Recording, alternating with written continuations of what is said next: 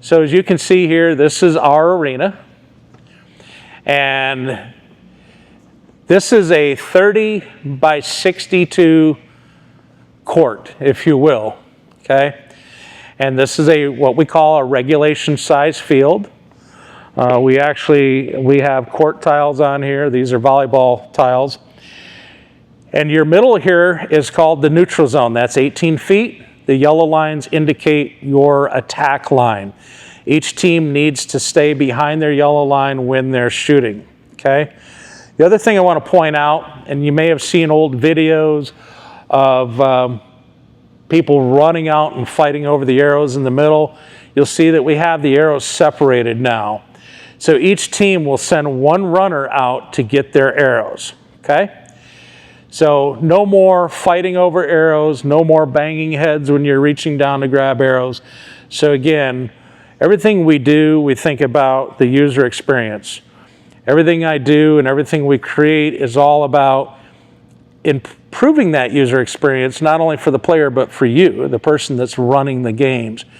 It's got to be efficient, it's got to be easy to set up and tear down, and it has to be safe, okay? We've been doing this for over 13 years. We've got a stellar safety record, no insurance claims, and we want to keep it that way. So over the course of the 13 years, I've really developed what I call the blueprint. The blueprint for running well-organized, non-chaotic games and events.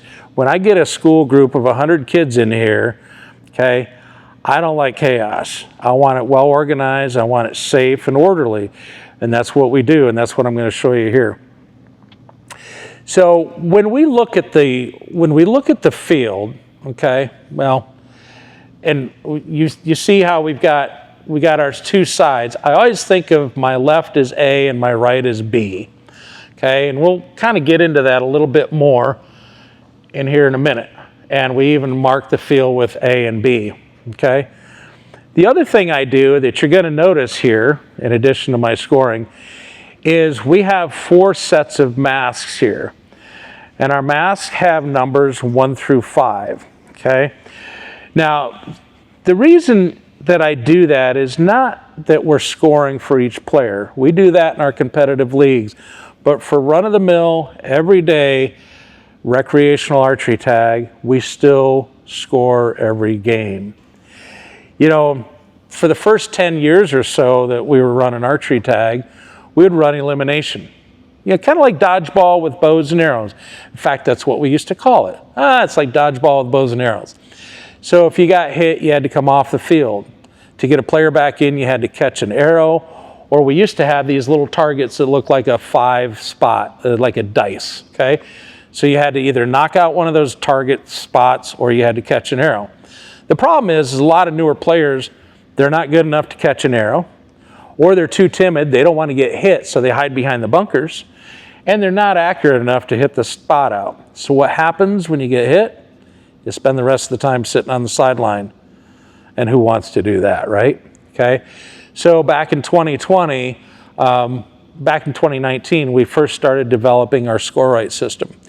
And it was really quite unique. You know, we started using it right in the beginning of 2020 when the whole pandemic thing started happening. And we had a group of kids in here from a local church, probably 20 kids or so. And I always start them out at the targets. I always like to see who here's never shot a bow. You always see about half the hands go up. And I remember this one girl, she was just a big girl. I mean, she was about my size and she's a teenager and I'm a big guy. And she just kind of looked sad and, you know, just kind of like raised her hand like, I don't even want to be noticed. So I said, well, come on over here and I'm going to work with you on the targets. So I worked with her on the targets, you know, showing her form and everything.